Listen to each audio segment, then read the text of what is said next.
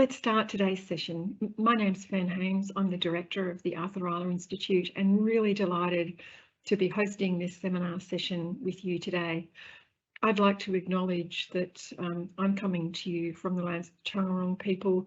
I'd like to acknowledge the traditional custodians, elders past and present, and any other First Nations people who are with us today. And of course, the traditional owners of all the various countries that you're joining us from today. I think we have people from a large numbers of different countries around the place today. It's as I said, it's pretty grey and wet on Taungurung country today. We are still in poor-neat season where the rivers are full of rain, the maggies are evident and tadpoles are out and about. So today we have two speakers to bring you. We've got Dr Jessica Walsh, who's going to talk with us about rapidly assessing the conservation evidence for threatened ecosystems. And we've got Dr Tatsuya Amano to speak about why language matters in conservation. Both of these, I think, are going to be tremendous presentations. I'm pretty excited about this. And they're both things that have us kind of intersect with all sorts of things that ARI does and our partners as well. So big thanks to Jessica and Tatsuya for joining us today. We're going to listen to Jessica first, and then we'll have a few questions and then go to Tatsuya and have more questions at the end.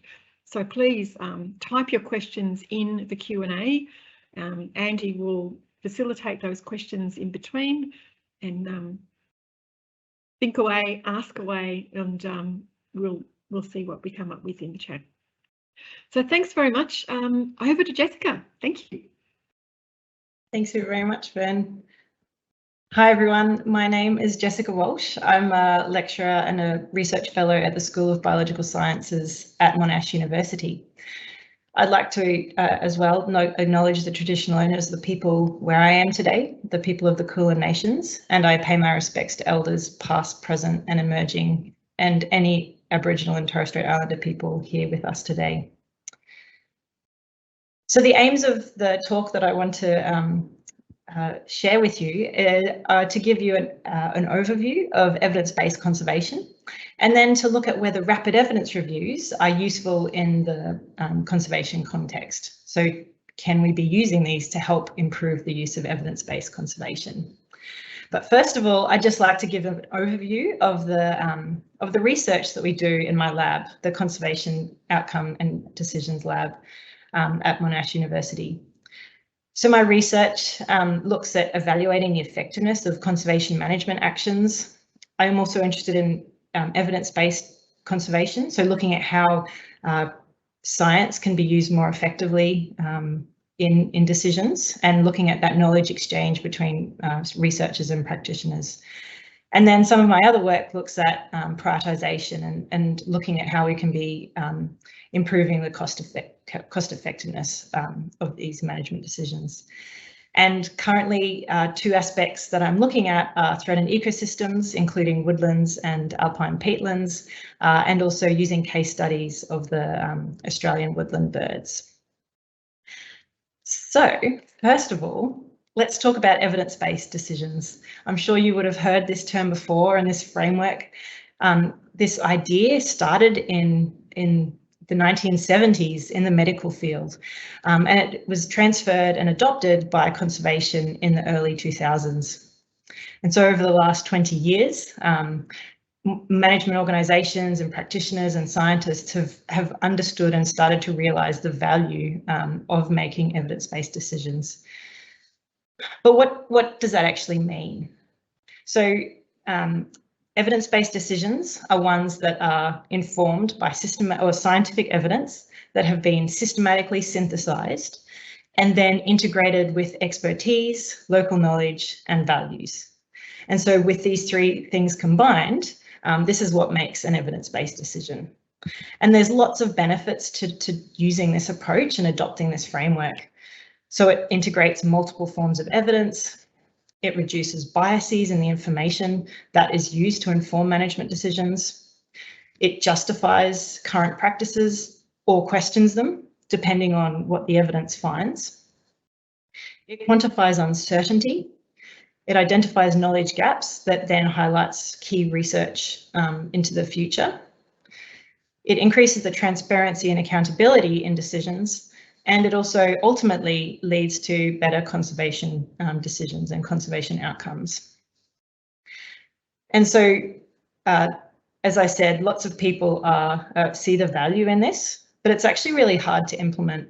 And there's a few things that I'll be showing you and talking about of how can we be improving the uptake of evidence-based practice. And so this is a framework that looks at how we can actually systematically synthesize the evidence. And this is really the key, this triangle is the key part of that synthesis of evidence that's the foundation of evidence-based practice. So at the bottom you have the studies, and then as you go up the pyramid, the evidence is synthesized and made relevant for practitioners and decision makers through systematic reviews, summaries, and decision support systems.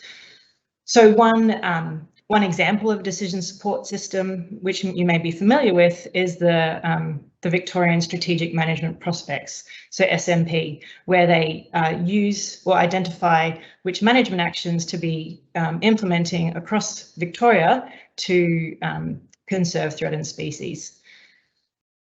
And so this is the evidence, the synthesis of evidence, and then that's integrated with advice and guidance and expertise, and also local experience to make your decision. Now, given that that synthesis part is actually really tricky, often there's bypasses, and often decisions are made without going through this whole cycle. So sometimes you can have the decision support systems or tools are only using, say, one study. So you're not getting all of the studies that would be relevant to help inform that decision. So you're bypassing all these other reviews.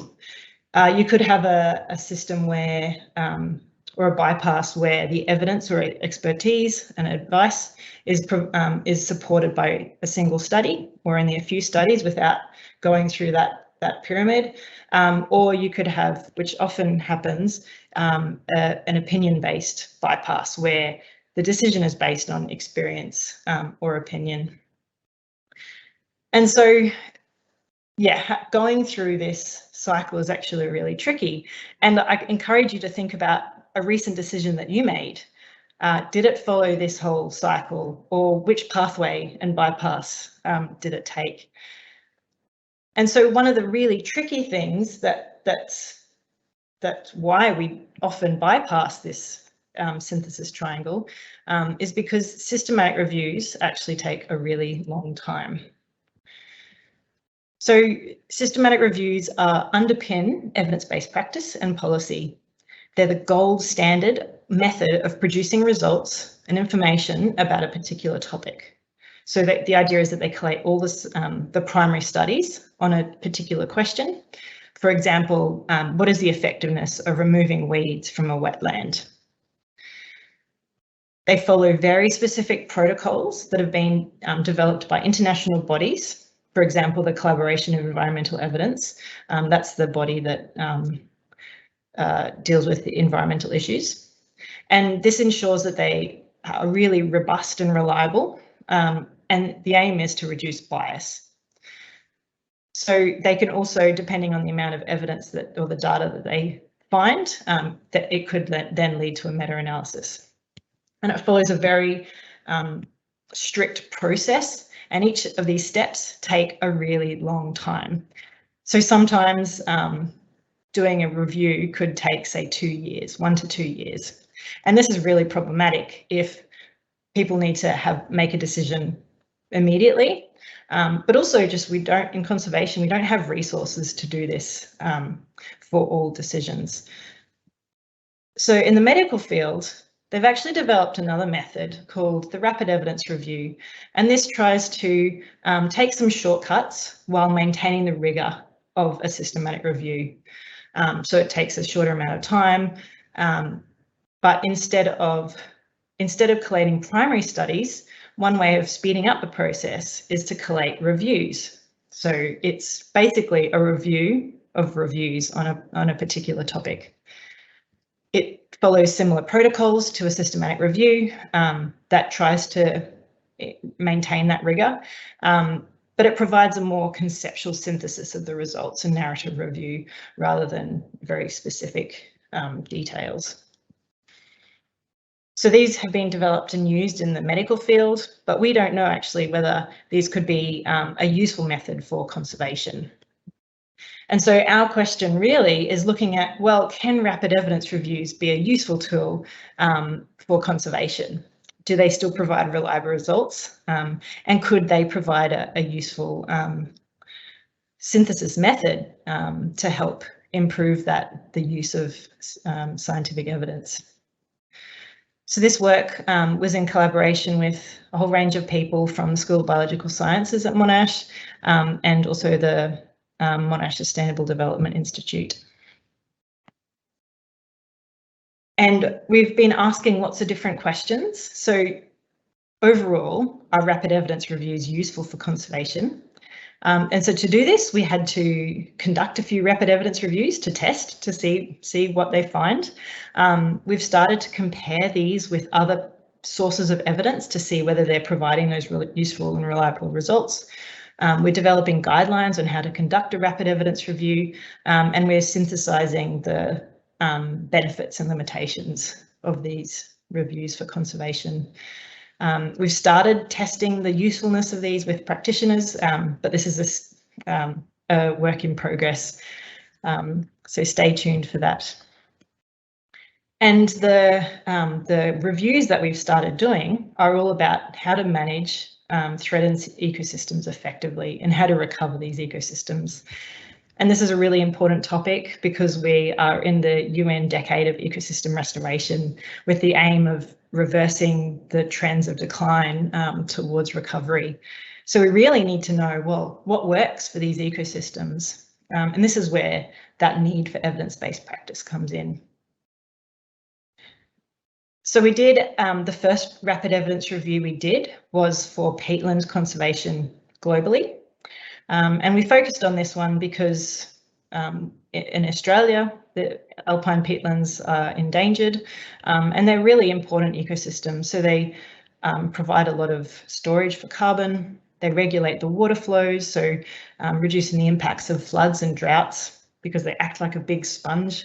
They're home to threatened plants and animals, including the corroboree frog. But unfortunately, they're really impacted by climate change, fire, feral herbivores, and disturbance by human activity, such as ski resorts and water extraction and peat harvesting. And so Jess Rowland led this review, and the aim was to synthesize all the evidence from reviews in the world that looked at the effectiveness of management actions for peatlands. So this was a global review. So when we started trying to collate the evidence, we realised we needed to actually, well, before we could start reading the evidence, we needed to understand how peatlands worked. So we developed a conceptual model of what a peatland and all the different components of the peatland. And this helped us identify which aspects was the evidence related to, and what were all the different interventions that could be affecting each different component. So for example, the water table, the peat, the vegetation, and all the yellow ones are ecosystem services. So this was a novel component of a rapid evidence review that's not done in other fields, say in healthcare. So this was something that we found really useful and actually quite important given the complexity of ecosystems and their conservation. So what did we find? From over 800 papers initially, we narrowed that down to 23 papers or 23 reviews that tested the effectiveness of actions for peatlands. And this summarised evidence from over 450 papers. So this was actually a really useful way, a really efficient way of summarising the evidence. You can see this is a heat map of the extent of how much evidence we found for each of the different interventions, for each of the different types of, or the components of the ecosystem. So for example, for vegetation, there were lots of evidence that tested the effectiveness of lots of different interventions, while re-wetting as an intervention had affected most components of the ecosystem. But this shows the extent of the evidence and how much there is. It doesn't tell you what the effectiveness is. So for this, we categorized each of the results that we extracted from the reviews into whether an intervention had a positive effect, whether it had a negative effect, whether there was no change, so it wasn't effective, or whether there was a mixed result. So it might work in some cases, but not others, or it might require a particular factor for it to happen that would make it successful. For example, 2 actions had to be done together for it to have an impact. So across the top, you've got the different types of interventions, and down the book, across each row is a feature of the ecosystem. And overall, you can start looking at the broad trends across the interventions to see which actions seem to be effective, which ones were not effective, for example, burning, had negative effects. And then you also see a lot of blue. So that means it really depends on the context, or further information is required to actually help you tease apart whether this intervention is effective or not. And then something that we did, which hasn't been done before, which we found really useful, was mapping that evidence onto the conceptual diagram. And that helps someone to really easily visualize, okay, if you were interested in, say, restoring vegetation of a peatland, you could identify the different actions that would be useful. So each little colour is an intervention, and then it tells you overall whether it was a positive or a negative or a mixed result. So this is quite helpful, and we found that by doing these 2 things together, the conceptual map and the evidence synthesis, it provided a really useful tool and so we found from this that the rapid evidence review was actually a really useful thing. And so from this, we've developed a fact sheet, which I'll provide a link to at the end. We've also compared the rapid evidence review with another global synthesis. It used a different method, so we were just trying to see, is it providing a reliable result? And we also interviewed Australian peatland experts to see whether they thought these interventions were effective or not. So we've been able to identify that there's a lot of similarities between these different evidence sources, and I don't have time to go through the results, but if you're interested, I can definitely talk about that more. And this rapid evidence review was also a key resource that helped to develop 25 key priority research questions for alpine peatlands in Australia. So what's the key research projects that we need to do to help conserve peatlands into the future? So we've also done a rapid review for woodlands. We're just finalising the results for that one. But this was a more local review. It included 32 reviews for 13 interventions across 16 different response categories. So stay tuned for results of that one. But hopefully that will be another useful resource. So across these different studies and across the different reviews, we've learnt some key lessons. We've found that reviews provide a broad understanding and provide that higher level conceptual overview of the evidence. And they also, and it's actually quite efficient and quite timely. But on thinking about it, I don't think these rapid evidence reviews are a replacement for systematic reviews. I think they're a complementary method that can be used for a different purpose. Say if you're new to a different field or a new threat has arrived and you need to find out as much information about that threat. I think that would it be useful rather than replacing these systematic reviews. Some challenges that we found when we were adopting these methods for conservation. So the assumption is that for rapid evidence reviews to be useful and reliable, you need to ensure, or the existing reviews capture all the relevant primary studies. Like that's an assumption that that all the reviews or the existing reviews capture the relevant primary studies. So this might be the case for medicine, where systematic reviews are just churned out and underpin most decisions. But in conservation, I'm not convinced that we're there yet. I think systematic reviews, there's not enough of them so that we can then use them to systematically collate the evidence in a rapid evidence review. So I feel like we need to treat these rapid evidence reviews with caution until we have more systematic reviews that could be the foundation of these this new method.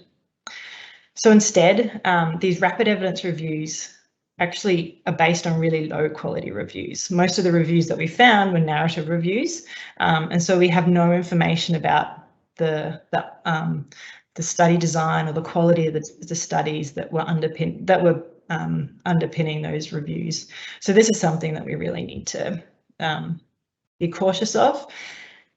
And these rapid reviews provide that overarching framework, but they lose the detail that's actually really specific and important for conservation decisions. So like when to do things and when not to do things. So that's something else we need to be thinking about if we want to adopt these rapid evidence reviews. So there's still lots of work to do in this space. We're testing more rapid evidence reviews. We're comparing these results with, say, systematic review to see, well, are they producing the same results? And then we have a PhD student, Carly Cook, and myself have a PhD student, Flavian, who's actually trying to develop AI methods and machine learning methods to automate this process so that maybe we don't actually have to do rapid reviews at all. But that's a long time away yet. So in summary, I really encourage you to explore the different methods that you could be using to integrate evidence into practice. So think about your management and planning processes, whether they happen formally or informally, and think about the types of evidence that you could be using. Perhaps a systematic review or a rapid evidence review could actually help you fill in the knowledge gaps that you need to answer and support your decisions. So while systematic reviews still need to remain the fundamental evidence block, I think there is potential for these rapid evidence reviews to be useful in some aspects, but we need to be cautious, as I said. And I haven't really mentioned it, but we're finding that by integrating these rapid evidence reviews with expert opinion, so gathering expertise from, say, workshops or interviews and combining the two, that seems to be a really useful way forward. And if you're interested, there's a QR link and a website that has all the resources that we've developed for this rapid evidence review for peatlands. So thank you very much to our funders, to anyone in the room who has been involved in this project, either through interviews or the Horizon Scan. So thank you very much. And I really welcome your questions. Yeah, I'm very open to suggestions and feedback as well. So thanks very much. Well, the camera wasn't working again there. Well done, Jessica. Thank you so much. That was terrific. Very logical, elegant kind of analysis of these different processes of review. Thank you. That's really terrific. I'm quite interested in what you said just near the end there about also integrating expert elicitation and how that can help us in some of these things. I'm looking, Andy, are there any questions, or can Jessica answer that one for me? Well, I think you're allowed to have a question, Fern. Go with your question first. Sorry, I'm jumping in. But Jessica, can you tell us a little bit more about that? Because it's a thing that we're super interested in at ARI, and I know many people are, so I'd love to hear a little bit more about that while Andy has a look through the other questions. Thank you. Yeah, absolutely. So you're asking about how do we integrate expert opinion into these reviews? There's lots of ways of doing it, but we are using, or we've used multiple methods actually, and have kind of combined the two approaches. So one is doing interviews and asking practitioners whether they evaluate or how effective they think the evidence is and how effective the actions are, and asking whether, say, they think that the results from the rapid evidence review are relevant. And that's really useful for providing that local context. So, for example, in Australia, there are a few actions that globally in the peatlands they did, but in Australia it's not relevant. But in Australia, actually, there were really important issues that were not dealt with in the global literature. So I think having that local expertise is critical, and we've found. Interviews and then also workshops and these, structured expert elicitation methods where you get everyone's opinions and collate them in a formal way, and that ensures that you get a really diverse group of people, and you get a group of not necessarily consensus, but you get a diversity of views that you can then combine. So yes, definitely important, and there's lots of methods of doing it. Thank you so much, Jess. Building on that idea of taking lots of different knowledges, I've got a question here about how do you think traditional owner knowledge about conservation can be incorporated into these evidence reviews? Yeah, absolutely. So local ecological knowledge, traditional ecological knowledge is extremely important. For these initial ones, we haven't included the traditional knowledge, but there's many methods that are being developed globally to integrate scientific evidence with the Indigenous knowledge. And it's talked about through knowledge weaving. So you respect both knowledge forms, and then you integrate them together.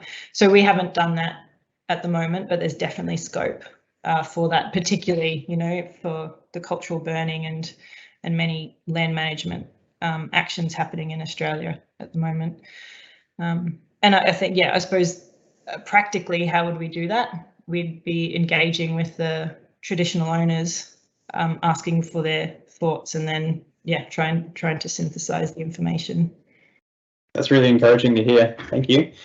This next question is about how do we sort of use these studies and interventions in the context of climate change? Do they keep their relevance as systems keep changing? How do you think this type of approach might deal with climate change in future? Yeah, I think that's really important. So one of the problems with any evidence synthesis is we're limited to what evidence has been published. So if there are studies looking at projections on climate change and how the ecosystems are going to be impacted by climate change and the interactions with the different actions, then if those studies exist, then we can definitely incorporate those into the evidence. If they don't exist, then you just have to say that that's a knowledge gap. However, I think there's great scope to be using these evidence syntheses, whether they be systematic reviews or rapid reviews, to then do scenario analyses using expert elicitation to say, okay, given the evidence we know, given the projections and the predicted impacts, in 20 years' time, in 50 years' time, and if we do these actions, how do you think the populations or the ecosystems will respond? And there's definitely methods, say, for example, priority threat management, and a new method called the green status of species, based on through the IUCN. They do this scenario planning under different, say, with actions, without actions over time to see what's going to happen. And so you can incorporate these climate change impacts into those future projections. Thank you so much. I'm going to squeeze one last question. Hopefully it's a quick one. How do you think the scientific community can motivate agencies to fund or wait for systematic reviews, given that you've highlighted how important they are? Yeah, that's a really, really tricky question. So in medicine, it's just an expectation that you use systematic reviews to inform your management decisions. There's entire bodies that fund systematic reviews, that commission them and endorse them. So really it's about changing the culture and the expectations, both from the researchers and the end users and the funders as well. So yes, we've got a little bit of a way to go, but it's definitely possible. Let's aim for that. We're going to get there. Thanks so much, Jessica. Really terrific to hear from you. And I think it's probably triggered a whole lot of thinking in our minds about opportunities with this kind of approach. Thank you. Now I'd like to hand over to Tatsuya, who's going to talk with us about why language matters in conservation. Over to you, Tatsuya. Thank you. Good, great. Thanks very much for the introduction, and I also begin today by acknowledging the traditional custodians of the land on which we work today, and pay my respect to their elders, past and present and in the future. Okay, and it is also my great pleasure to be able to present my research today, and thanks very much for joining us. So the topic of my talk today is languages and conservation, so it's a slightly different topic, which our Translate project, as you can see here, has been working on for a good number of years now. So first of all, you might wonder why languages in conservation. So to answer this question, let's start with some basic numbers on language diversity. First, how many languages are there in the world? The answer is about 7,000. So there are 7,000 languages spoken around the world. Next, how many languages are commonly spoken in Australia? You may think it's just English, but the answer is over 300 languages commonly spoken in Australia. And also, about 5.8 million people in Australia use a language other than English at home. And how about in Victoria? Over a quarter of Victoria's population use a language other than English at home. So actually, Australia is a linguistically highly diverse country. And what's important here is that conservation is not only about nature, it's about people and nature, because people destroy nature, people conserve nature, and nature has a lot to offer to people. And those people use so many languages to communicate. So why would we not take languages into account when tackling conservation?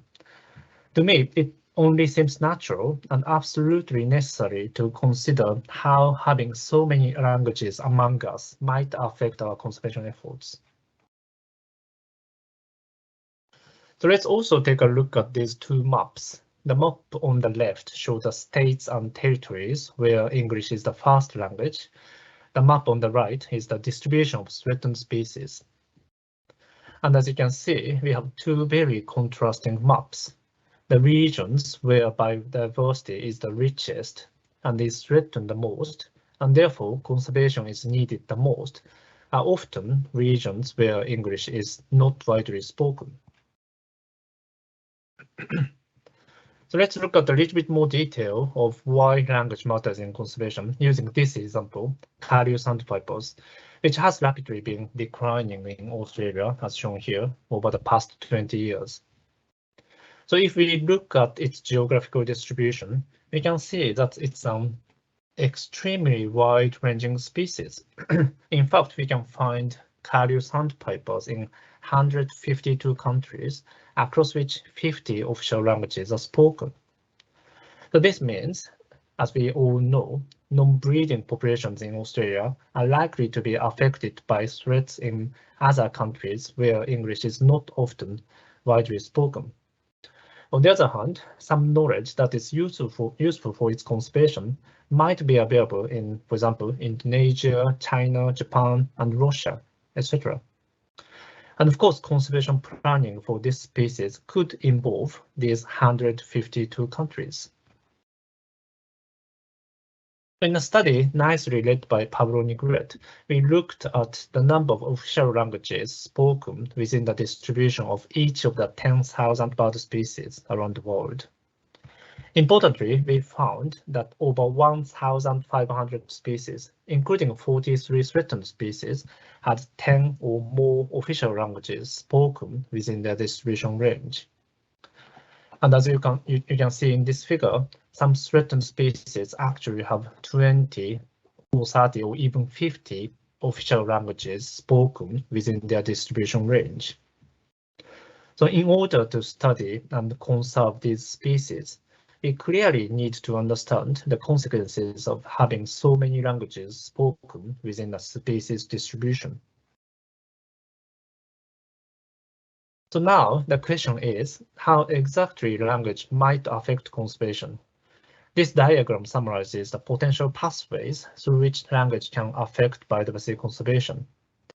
Put simply, having different languages among us can create barriers to information access and barriers to communication. Barriers to information access would be inaccessibility to, for example, scientific literature, disseminated information, and policy documents due to the language used.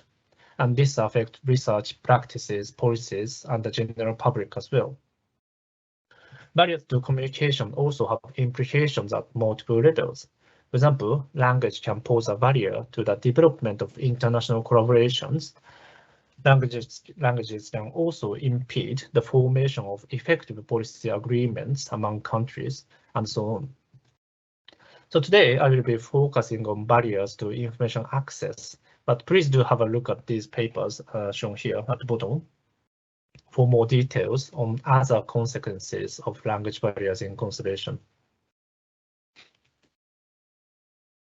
So first, how can language impede information access?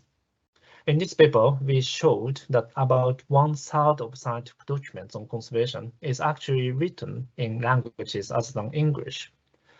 So although we often assume that any important scientific knowledge would be available in English, the reality is that language is acting as a barrier to us making an effective use of this amount of scientific knowledge on conservation. And the problem is that scientific evidence available in non-English languages is often ignored in evidence synthesis, such as systematic reviews. And such scientific knowledge available in non-English languages actually plays an important role in conservation. So it is now increasingly recognized that using scientific evidence is important for effective conservation, but the availability of such evidence is severely biased over space. For example, these blue grid cells in this figure show the distribution of English language studies testing the effectiveness of conservation interventions stored in this conservation evidence database, the international database.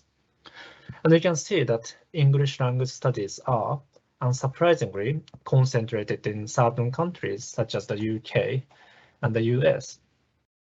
And then there is a huge gap in the availability of evidence in other parts of the world. So this means we don't have much scientific evidence in English in the most biodiverse regions, such as Latin America, Africa, and part of Asia. Now, when we searched non-English language studies testing the effectiveness of conservation interventions using the same criteria as the conservation evidence database, we found a number of relevant non-English language studies in those regions with little information based on English language studies. So these non-English language studies provide a systematically different type of scientific evidence, filling gaps in evidence-based evidence. Examples relevant to Australia includes a Japanese language study reporting the effectiveness of rice field management for the conservation of shorebirds, many of which are migrating to Australia as well. So this clearly indicates that language barriers impede access to some important scientific knowledge at the international level. But many people often assume that such non-English language studies are diminishing as science is becoming increasingly globalized. Well, in this study led by Sean Chaudhry, we showed that that is not actually the case. Instead, we found that the number of publications on biodiversity conservation has actually been increasing in most languages, especially in Spanish, Portuguese, simplified Chinese, Russian, and so on. So contrary to common perception, the importance of non-English language knowledge in conservation is certainly not diminishing, and overcoming barriers to access such non-English language knowledge continues to be an important challenge in conservation. So I said that 1/3 of conservation literature are written in languages other than English, but that also means that the remaining 2/3 are obviously in English. And this also creates a problem in conservation in the form of barriers to the use of English language scientific information. What does this mean for conservation? This paper led by Jessica revealed that there are at least 230 types of barriers to the use of scientific evidence in conservation. In other words, decision makers might have 230 reasons for not using evidence in their decisions. And in countries where English is not widely spoken, providing necessary evidence only in English would just give decision makers yet another excuse to turn away from scientific evidence. As I said earlier, English is not necessarily widely spoken in regions where conservation is needed the most. But today, scientific knowledge on biodiversity is often published and disseminated only in English, even in those regions. And this is obviously not ideal because users of scientific knowledge in these regions, such as practitioners, policymakers, and the general public, often prefer knowledge that is available in their first language. In fact, we are starting to see more evidence reporting this type of language barriers in conservation. For example, half the protected area directors in Spain recognize language as a barrier to the use of scientific papers in their decisions. 12% of decision makers in Switzerland also reported language barriers, and 25% of authors of national biodiversity reports in 37 countries struggle with understanding English language literature. So if you publish and disseminate your knowledge only in English, it may not get used effectively by those people with less English proficiency. Okay, now that we know language barriers can have serious consequences for conservation, the question is how we can solve these problems. First, I would say it's important to disseminate knowledge in multiple languages. Nowadays, an increasing number of English language journals allow and encourage authors to provide abstracts and even main text of their papers in non-English languages. For example, this is a recent example from the project I'm involved in. With this paper, we are really keen to widely disseminate the importance of evidence-based conservation. So we provided abstracts in 7 different languages and also published free education materials in multiple languages. And it seems that providing non-English language abstract does help decision makers. In our survey with authors of national biodiversity reports, almost half of the authors reported that having non-English language titles and abstracts would help them search and understand English language literature. The same approach is applicable to knowledge dissemination to the broader society, including the general public. For example, the Hong Kong Birdwatching Society and the Wild Bird Society of Japan have jointly made this education material on spoon-billed sandpipers and its conservation in 5 different languages. Similarly, recently published guidelines of shorewater habitat management from Australia were released in 7 different languages across the flyway. So this obviously requires much more effort than just producing it in English. But here, the motivation was that it's absolutely essential for the material to be actually used by local educators and decision makers across those countries. Next, make sure to use knowledge sourced from multiple languages. Of course, this depends on the focus of your activities, but if you are working on issues that occur across multiple countries, never assume that all relevant information is available in English. And one simple solution is to find collaborators who are native speakers of different languages. For example, in this study, we collaborated with over 50 people around the world to identify relevant non-English language literature. So today, conservation science is highly globalized, so finding native speakers of, for example, Spanish, Portuguese, French, and Chinese is not that difficult, for example, even in Australia. And this also highlights the importance of developing culturally diverse environments in science. We need a diverse range of people to make the best use of knowledge that is available from around the world. You also need to use appropriate literature search systems to find non-English language literature. For example, you can use Google Scholar, which covers pretty much any language, and local literature search systems that are specific to each language. For example, see this paper for a list of language-specific literature search systems. We have also compiled a list of 466 peer-reviewed non-English language journals in ecology and conservation, which is available here. And box 1 of this paper also provides some practical suggestions on how we could make better use of non-English language literature. So please have a look at these resources. This should be a good starting point for anyone who wants to explore scientific knowledge available in non-English languages. And just like many other measures of diversity, linguistic diversity is often overlooked in conservation communities. But as I've been showing today, language barriers could seriously impede both the completion and the application of scientific knowledge in conservation. And to address this important issue, we need the unique skills and insights that native speakers of different languages around the world can bring. In this recent work led by Avi Lynch, we assessed how such linguistic diversity is reflected in IPBS biodiversity assessments. And we found that non-native English speakers are sufficiently represented in terms of the number of experts involved. But importantly, their voice, in the form of reviewers' comments, was hugely underrepresented. So I would encourage people to conduct assessments like this at various levels, like journal editorial boards, global collaborations, specialist groups, and so on. So I have been talking about some potential solutions, but as you might have noticed, none of them were actually groundbreaking. And that's actually where the real problem is.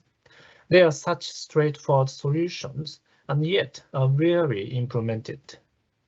And indeed, when we look at how we are dealing with the current pandemic, you can see that quite naturally, efforts are being made to overcome language barriers. For example, the WHO now compiles literature on COVID-19 published in 56 languages, while the Australian government, federal government, provides resources on COVID-19 in an impressive 92 languages. But such multilingualization is still far from being common practice in conservation. So what's the difference? Why we are seeing this for COVID, but not for conservation? In my opinion, people are willing to do this for COVID because we are desperate. We are desperately trying to synthesize every single evidence and send messages to every single person around the world. But I believe we are in a similarly desperate situation with conservation, biodiversity conservation, and so we definitely need a more concerted effort for overcoming language barriers in conservation as well. Right, so that basically concludes my talk today. Thanks very much for listening, and I would also like to thank all the collaborators for our Translate project for the truly huge contribution. Because I only speak Japanese and English, so our work would literally be impossible without their help. So all the solutions and some other solutions I talked about today are summarized in this paper as 10 tips for overcoming language barriers in science. And here's a list of the papers I mentioned today during my talk. So please do have a look at those papers. Thanks very much. Thanks very much for listening.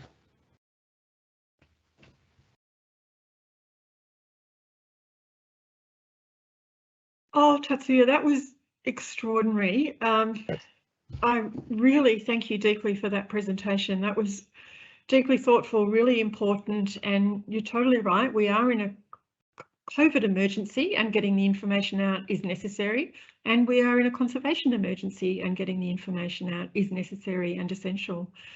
And I was thinking about all the different layers in which we think about language. There's so many ways in which we have limitations around the way we use and apply language in this kind of work. So thank you so much for this. I'm definitely going to follow up and read those. Andy, how are we going with questions in the chat? Over to you. They are just about to flow in, I'm sure of it, because we are on a slight delay. I've just got one came through. It's like, do you assess the role of the lack of funding in why language access may be an issue in conservation? Sorry, I butchered that question. How would you assess the role and lack of funding in the language for use for conservation? Yeah, so I think as Jess mentioned, obviously there's a general lack of funding for this kind of work, systematic reviews, evidence synthesis, and then obviously expanding those reviews into different languages might need more extra funding. So that is a serious issue. But as I said, if you can involve those collaborators, so it's not necessarily only about the issue of funding, the lack of funding, but it's about the availability of collaborators. So if we can involve those collaborators, we may not necessarily need huge amount of money for doing this. So it's definitely an important issue, but it's not the only issue. If that makes sense. Does to me. Thank you. Yeah. So can I just have a follow-on question? So you see it as a bit of a individual responsibility of the researchers to find those collaborations rather than an organization or translator to take that knowledge and translate it to different languages? Yeah. So that is definitely one potential solution. And again, this kind of activity is very advanced in the research area of healthcare, medical sciences. So in medical sciences, there's a platform called the Cochrane Task Exchange, as far as I remember. So on that platform, you can try to find, you can recruit that kind of collaborators who can understand different languages, and then try to develop collaboration among the speakers of different languages. So maybe in conservation as well, we need this kind of platform to make it easier to find those collaborators. Thank you. This question or comment, I should say, from Ashley is around, in the past, universities once required people to have other language skills and be able to translate it. Is that part of your research as well, like how different countries might have had legacy programs to make language less of a barrier to science? Have we lost those over time? Yeah, that's a good point. Yeah, I'm not necessarily familiar with systems in all the different countries, obviously, but yeah, obviously now science is becoming increasingly focused only on English language communication. For example, many journals previously were published in non-English languages, but those journals are now, published only in English. So it's now people are turning their eyes only to English language communication. So that kind of current trend might explain the lack of scientific communication in multiple languages. I'm not sure if that answers this question, but yeah, it's difficult. It's okay. It's really good to hear your thoughts on that. Really appreciate that.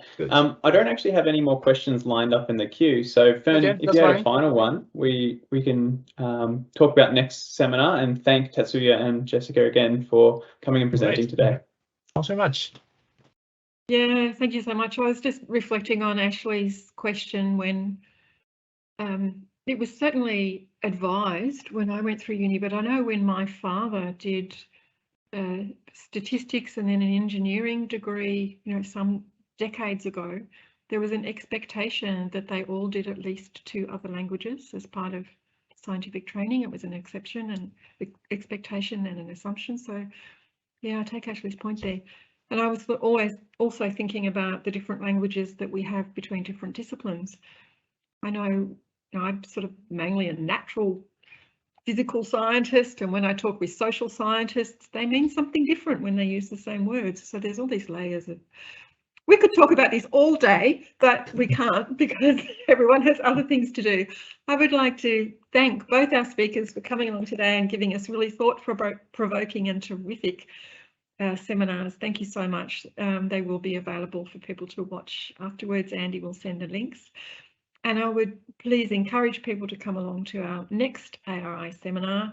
It's going to be on November the 21st, and we'll be looking at animal behaviour in conservation. So we're having Dr Eduardo Fernandez from the University of Adelaide and Nick Rudder from Zoos Victoria will be coming along and talking about that. So I think Andy's just posted something in the chat or in Q&A perhaps. Thank you so much for that. And thanks to Andy and Tess in the background for doing the tech. Thanks to Tatsuya and Jessica. That's terrific. I am definitely going to follow up with some of those publications. Thank you so much. And thanks everyone for coming along today. Enjoy the rest of your day. If you're getting to tomorrow off, enjoy a day off. If not, enjoy your whole week. Thank you so much, everyone. Take care. Bye.